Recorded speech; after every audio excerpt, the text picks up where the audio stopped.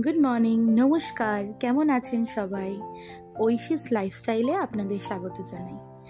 তো আজকে সকালটা শুরু করছি আবার এখানে। এখন বাজে সকাল 9টা। এখানে আবার দেখছি এসে বৃষ্টি পড়ছে অ্যাজ ইউজুয়াল। কিন্তু এই যে বৃষ্টি পড়ছে তারপরের থেকেই এত গরম উঠছে, বৃষ্টি পড়ে লাভের লাভ কিছুই হচ্ছে না। তো এই করতে করতে মা দিয়ে দিল ব্রেকফাস্ট। এখানে ঘুগনি ছিল, আগের দিনের ঘুগনি, একটা পাউরুটি, কোয়ার্টার পাউরুটি আর 4টে আলমন্ডস দিয়েছে। তো এখানে আমি ফটাফট ব্রেকফাস্টটা করে নিলাম, রেডি করে রেখেছিল, সবার হয়ে গেছিলো খাওয়া দাওয়া, বাবাও খেয়ে অলমোস্ট রেডি ছিল বেরোবে বলে কাজে। তারপরে এখানে হচ্ছে, তো এখানে এই আর কি কাঁচা হচ্ছে, মানে এখানে স্পিন হচ্ছিল, ড্রাই হচ্ছিল, এখন তো এই এক সুবিধা। তারপরেই আমি বালতিটা নিয়ে, যেহেতু বাইরে খুব বৃষ্টি পড়ছিল, উপরে চলে এলাম। আমাদের এসিটা না মানে খুব ফ্রিকুয়েন্ট আর কি ঠান্ডা হাওয়া বন্ধ হয়ে যাচ্ছে, তার জন্য না মানে এসি যে সার্ভিস করে সে বলে গেছে যে ঘর যাতে নোংরা না থাকে, এসি খুব বেশি নোংরা টানছে। তাই আমি এখানে ভালো করে ঘর ঝাড় দিয়ে নিয়েছি। ঝাড় দিয়ে নিয়ে খাটের তলা ফলা, নিচেও আমার বিছানা করা থাকে, আমি খাটে শুই, সিঙ্গেল বেড, আর নিচে আমার বাবা মা বোন সবাই, যেহেতু একটা ঘরে এসি, তো সেখানেই আমরা সবাই আর কি শুই। তো এই আর কি ঘরটা আমি বিছানা তুলিনি, বিছানা পরে তুলে পরিষ্কার করা হবে, মোটামুটি তুলে আর কি ঝাড় দিয়ে ভালো করে মুছে নিচ্ছিলাম। তো বারান্দাটাও মুছে নেব একসাথে। তারপরে একটু এখানে এসছি, এসে ভালো করে মুছে নিচ্ছি। তারপরে হচ্ছে বিছানাটা আজকে গোছাতে হবে।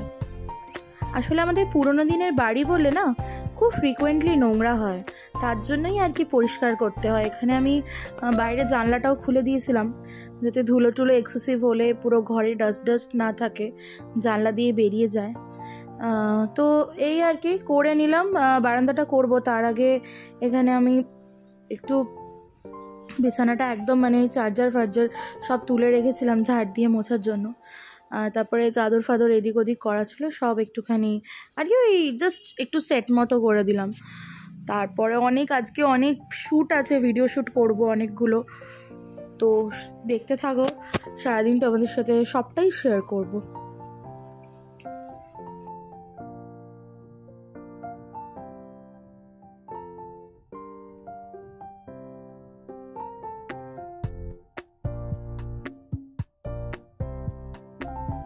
তো এখানে ঝটপট করে সব করে নিচ্ছি তাড়াতাড়ি করে। তারপরে কিছু কাপড় জামা আনলাম ওপরে, যেটা কাঁচা স্পিন হয়ে গেছিলো। আসলে নিচে বৃষ্টি পড়ছে, বাইরেই জেনারেলি মেলা হয়, তোমাদের আগের ব্লগেও আমি দেখিয়েছি। ওই জন্য বৃষ্টি পড়ছে বলে ওপরে এনেছি। ওপরে না আমাদের একটা বড় লম্বা করে একটা দড়ি টাঙানো আছে, তো বৃষ্টি বাইরে পড়লে দেখুন কাচতে তো হবেই, কারণ কি রেগুলারের জামা কাপড় রেগুলার পরে, আর এখন বর্ষাকাল চলে এসছে, তো বৃষ্টিও হবে, তার ব্যতিক্রম নেই। তো ওই জন্য আমি ওপরে একটা আর কি মা দড়ি টাঙিয়ে রেখেছে, তো সেখানে মেলে দিই জামা কাপড়গুলো। তো এখানে আমি আর কি ঘরটা পুরো মুছে নিচ্ছি। ঘর ঝাড়া হয়ে গেছিলো, তো ঝাড়ার সময় আর আমি ভিডিও করিনি, এখানে জাস্ট ক্লিন করার সময় আর কি করছিলাম। এইখানটা এমনি খুব নোংরা হয়ে আছে, এটা আমাদের মানে আমার ঘর থেকে বেরিয়ে বাইরের প্যাসেজটা। তোমরা যদি চাও এই ভাঙা বাড়িরই একদিন আমি তোমাদের রুম ট্যুর দেব একটু সাজিয়ে গুছিয়ে। তো এখানে এই দেখো বালতিটা এনে আমি এখানে দেখছিলাম। তো চলো জামা কাপড়গুলো ঝটপট মেলে দেওয়া যাক। সবকটা মা দেয়নি অবশ্য, নিচে খানিকটা রয়েছে, নিচেও আমাদের নিচেও একটা আছে, দড়ি টাঙানো আছে, আর মা রেখেছিল, ভেবেছিল যে যদি একটু রোদ ওঠে তো বাকিটা আর কি বাইরে দিয়ে দেবে। তো চলো ঝটপট করে কাজগুলো সেরে নিই, তারপরে আবার তোমাদের সাথে কথা বলছি। আজকে সেরকমভাবে কিছু অ্যাজ ভিডিও করিনি, যেগুলো করেছি সেগুলো আবার নতুন করে ব্লগ আসবে, মানে আজকের এই ব্লগটায় দেওয়ার মতো দিয়েছি খুব ছোট ছোট করে, কারণ কি নতুন যে আবার ব্লগগুলো আমি দেব। একটা মেকআপ টিউটোরিয়াল শ্যুট করেছি, টিউটোরিয়াল বলবো না কারণ কি আমি মেকআপ পার্সন নই, অতটা আমি মেকআপের ব্যাপারে জানি না, ওই নিজে যতটুকু করা বা করতে পারি এই আর কি। তো তারপরে চলে এসেছি পুজো করতে, চান টান করে ফ্রেশ হয়ে নিয়েছি, করে চলে এসেছি পুজো করতে। তো এখানে পুজো করছিলাম, পুজো করতে করতে তোমাদের কিছু কথা শেয়ার করি। যে এখানে আমার এতগুলো ঠাকুর, মা খুব ভালোভাবে খুব যত্ন সহকারে পুজো করে, কিন্তু আমি জানি না কেন আমার অত না ধৈর্যই কুলোয় না যে অনেকক্ষণ ধরে অনেক সময় ধরে পুজো করব। তো আমি খুব শর্টকাটে পুজো করতে পছন্দ করি, খুব শর্টকাটে, খুব তাড়াতাড়ি করে। আজকে মঙ্গলবার, ভিডিও এডিট করছি, তো আজকে হনুমানজির বার, তো ভালো করে আমি চেষ্টা করেছি আজকে যতটা সম্ভব একটু ভালো করে পুজো করার। তাও বেশিক্ষণের নয়, কারণ কি রেগুলারের পুজো না, যেটা বড় আমাদের মেনলি যেটা সময় সাপেক্ষ হয় সেটা হচ্ছে বৃহস্পতিবার আর বুধবার। মা যত প্রেতলের ঠাকুর আছে, ফটো আছে, সব ভালো করে মুছে পরিষ্কার করে সিঁদুরের টিপ, চন্দনের টিপ, এটা আমার দাদুর সময় থেকেই আমি দাদু ঠাকুমাকে দেখতাম করতে। আমাদের আরও ঠাকুর ছিল, আমাদের এই সিংহাসনটা দুটো তলা আছে, মানে ওপরের একটা পোর্শন, নিচের একটা পোর্শন, তো দুটো তলাতেই ঠাকুর থাকতো। মা তো অনেক বেশি ছোট করে দিয়েছে, কারণ কি সত্যি কথা বলতে অত দাদু ঠাকুমার অনেক সময় ছিল, তাদের বয়স হয়ে গেছিলো, তারা টুকটুক করে আস্তে আস্তে করতো, ওই নিয়েই থাকতো, করতো, বয়স হয়ে গেলে সবাই তাই করে।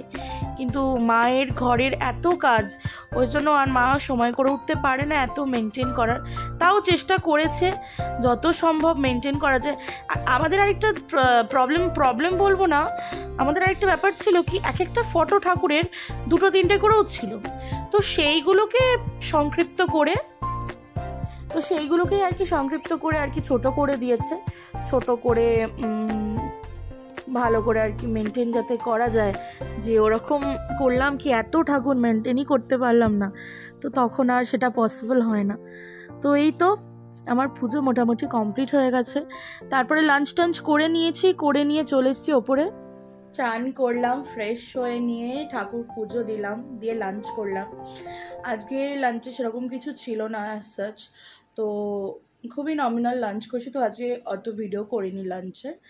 তো এখন করব ভিডিও এডিট, আজকের ব্লগটা লাইভ করে দিয়েছি, তো ভিডিও এডিট করব, আরও কিছু রেসিপি ব্লগস আছে ওইগুলো আসছে খুব শিগগিরই আমার চ্যানেলে, তো ওইগুলোকে এখন একটু এডিট করতে বসবো।